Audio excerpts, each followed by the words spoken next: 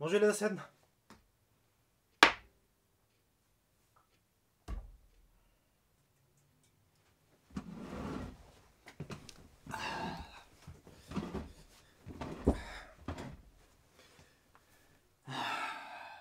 Какво правиш? Какво правиш? Какво си мислиш по дяволите? Вземам решения. Вземаш решения. Вземаш решения. Какви решения вземаш, бе? Нищо не решаваш, нищо не откриваш, само се трезаеш. Трезаеш се и очакваш решението само да те намери. За какво дойде в Америка, а? Дойде за да постигнеш нещо, което инак не би могъл. Дойде за да градиш и твориш. Дойде за да оставиш нещо след себе си. А какво правиш? А? Чистиш кенефи. Напиваш се с ракия. Разкъсваш се и се тързаеш. Нима не се страхуваш именно от това? Да изпаднеш в монотонност? Да се превърнеш в част от тълпата? Поредното агне на опашката за кладницата? Вярно е, ти си най-добрия. Много си трудолюбив и те повишиха за което, но с това дойдоха само повече лайна и по-големи задници за бърсане. И за това ли избяга, а? И аз сега кажи, приближи ли се поне малко до мечтата? Отговори, бе, българино!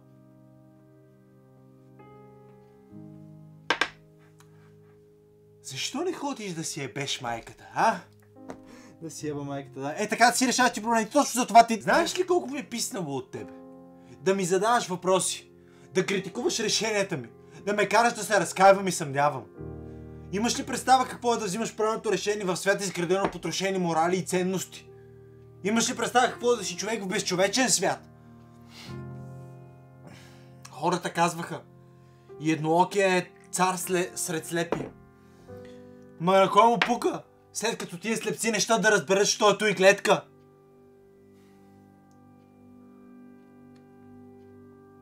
Така че, приятелю мой, събирай си моралите, обръщай се и ей през тази врата, отивай на майната си.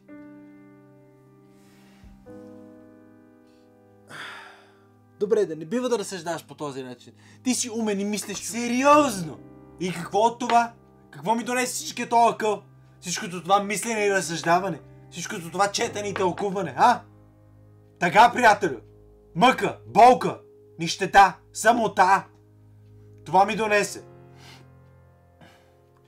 За какво ти е да си мислиш и разумен човек в свят, който очаква от теб да си глупец? Ако не си, стапята и те смачква. Изграждате наново. С всички необходими принадлежности, за да си полезен. Кредитна карта и телевизор. Майката си еба, приятелю. На никой не му пука. На никой не му дреме, че си писател или създател. Че си гений или откривател. Не, това е важното. Важното е колко ще вземеш на 16-то число, приятелю.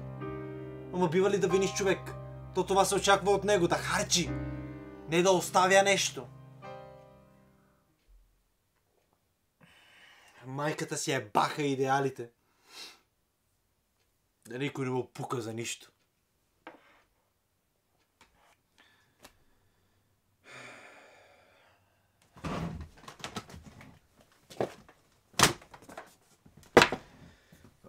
Прав си, за съжаление.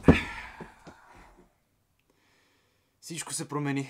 Всичко натъжно стана.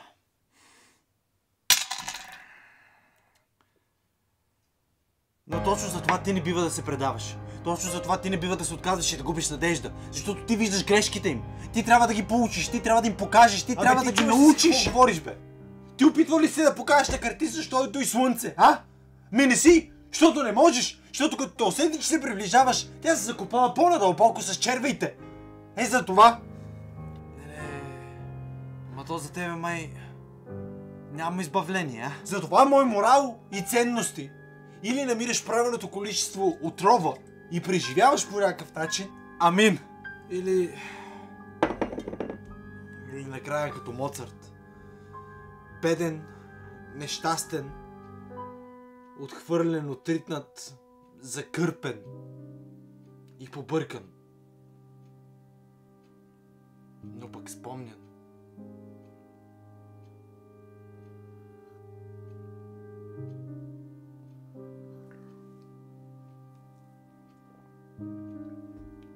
се померявам.